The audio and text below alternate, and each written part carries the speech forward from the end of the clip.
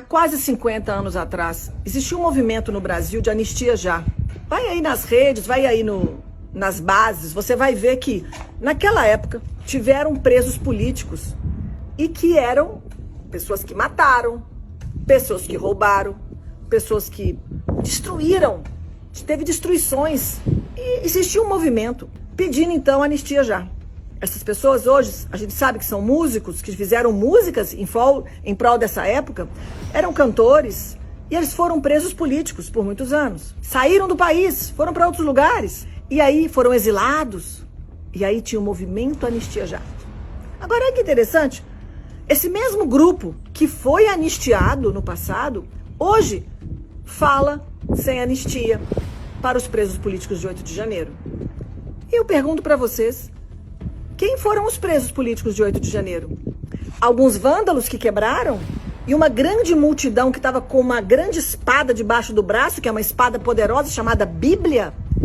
Eram pessoas de família, pais e mães de famílias, que estavam ali apenas manifestando e que não estavam quebrando, estavam ali como um ato democrático de direito de falar assim, olha, nós estamos aqui porque nós queremos o nosso país livre. Os que foram vândalos que sejam punidos no peso da lei. Mas os que estavam manifestando estão sendo perseguidos e estão presos políticos com penas que chegam a 17 anos. E aí, o que aconteceu? Eles estão sendo condenados por atos terroristas. Eles estão sendo... E essas pessoas, que inclusive algumas já morreram, nós já tivemos vítimas, o Clesão é um deles.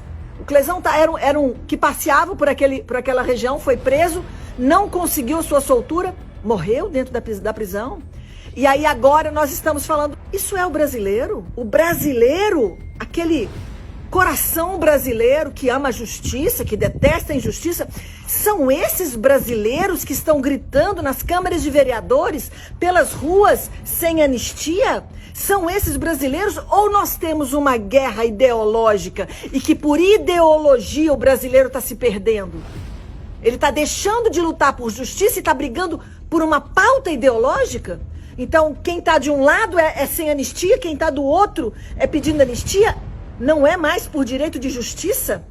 É por qual ideologia eu defendo e você defende? Misturando alhos e bugalhos? Nós estamos falando, minha gente, de presos políticos de 8 de janeiro, que eram pessoas que estão ali, que ainda estão presos porque não tiveram recurso para poder fazer acordos políticos, acordos jurídicos, saírem de tornozeleiras eletrônicas, porque são pessoas que estão presas hoje, porque elas não têm ninguém que as defenda, porque aqueles que conseguiram, juiz, advogado, que conseguiu recurso, saiu assinando um termo que eles eram terroristas, e os que não conseguiram continuaram presos.